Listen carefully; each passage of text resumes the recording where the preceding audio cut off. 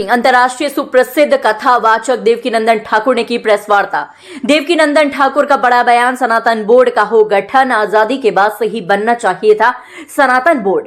दुखी की बात आज सनातन बोर्ड की करनी पड़ रही है मांग। पूर्व में आखिर क्यों मंदिर तोड़कर बनाई गई थी मस्जिदें? देवकीनंदन ठाकुर आज लोग ज्ञान दे रहे हैं, मंदिरों के ऊपर मस्जिद बनाई गई। उन लोगों को ज्ञान क्यों नहीं देते जिन्होंने मंदिर तोड़े? संभल में कोर्ट के आदेश पर जांच करने गए प्रशासन पर हर घर से पत्थर बरसा। हमारे भगवान को सीढ़ियों में गाड़ दिया और हमारे भगवान के भोग में चर्बी को पहुंचा दिया, फिर भी चुप रहे बैठे।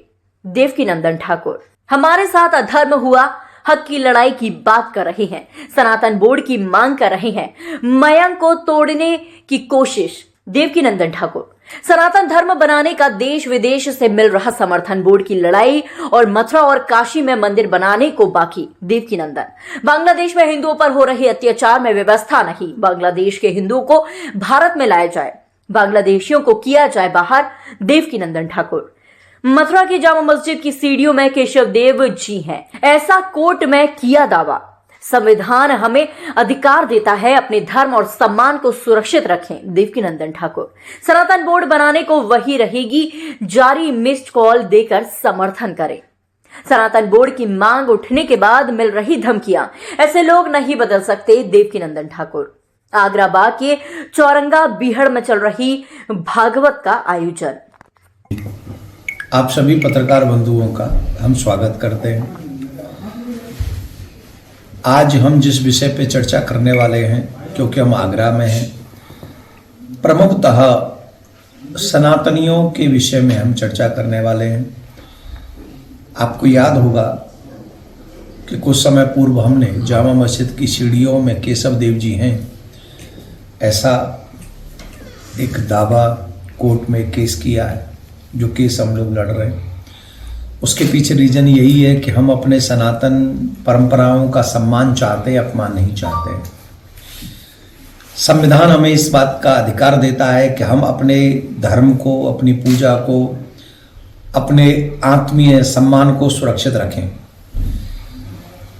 इतिहास में ऐसा बताया गया है, माजरे आलमगिरी एक बुक है, उसमें लिखा है, औरंगजेब के समय में ही उनके ही लोगों ने लिखा है कि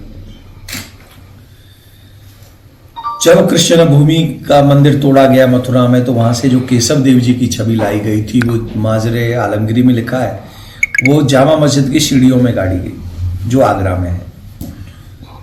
हम आशा ये करते हैं कि उस पर अधिक विलंब न हो, शीघ्र सुनवाई हो, जिससे हम अपने भगवान के सम्मान को वापस ला सकें। दूसरा, भविष्य में कोई हमारे देवी देवताओं का, हमारे देवालयों का, हमारे ग्रंथों का अपमान न कर सके, इसके लिए सनातन बोर्ड का गठन होना चाहिए। सनातन बोर्ड का गठन होगा तो हम अपनी जगहों की सुरक्षा अपने आप करेंगे। हमें किसी सरकारी और सरकारी ऑफिसर की आवश्यकता नहीं है कि वो हमारी पूजा क्रम को देखे, भोग को देखे।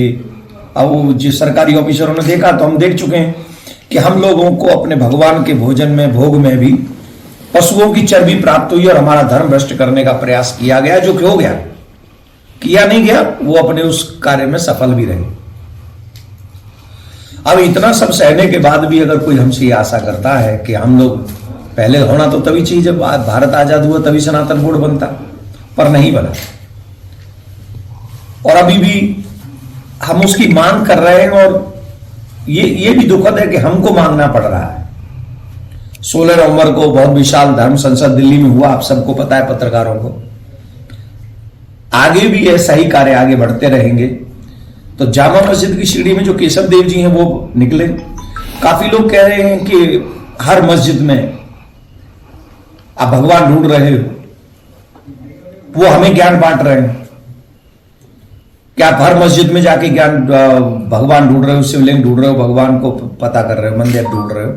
मैं आप सबसे जानना चाहता हूं, हमें ज्ञान देने वाले लोग ये बताएं कि हमारे मंदिरों के ऊपर मस्जिद क्यों बनाई गई? क्या ऐसा संभव नहीं था? उस समय तो जगह भी बहुत थी। उस समय तो उतनी आबादी भी नहीं थी, कहीं भी मस्जिद बना लेते। ये भाईचारा के मंदिर जहां जहां हमारे प्रमुख स्थान है वहां घुसा के नहीं, ऊपर ही मस्जिद बनाई गई, सटा के नहीं, ऊपर डांट के मंदिर तोड़ के बनाई गई। तो उन लोगों को वो ज्ञान क्यों नहीं देते जिन्होंने हमारे मंदिर तोड़े? क्या आप ये कहते हो कि हम बर्दाश्त कर लें सब? क्या हम ये उपदेश दे रहे हो कि हम ये सब सह लें और हम चुप बैठ जाएं? वो हमारे भगवान का अपमान करे, हम चुप बैठ जाएं? ये ज्ञान दे रहे हो आप हमें? संभल में सिर्फ एक कोर्ट के आदेश पर एक टीम जांच करने गई तो हर गली से, हर घर से पत्थर बरसे। क्यों? क्या यार इस देश को बांग्लादेश बनाने की प्लानिंग है? बांग्लादेश में क्या हो रहा है? हमारे हिंदुओं पर अत्याचार हो रहा है, हमारी बहन बेटियों के साथ में बुरा व्यवहार हो रहा है, कई कई लोग आकर उन घरों से जवान बेटियों को उठा के ले जा रहे हैं।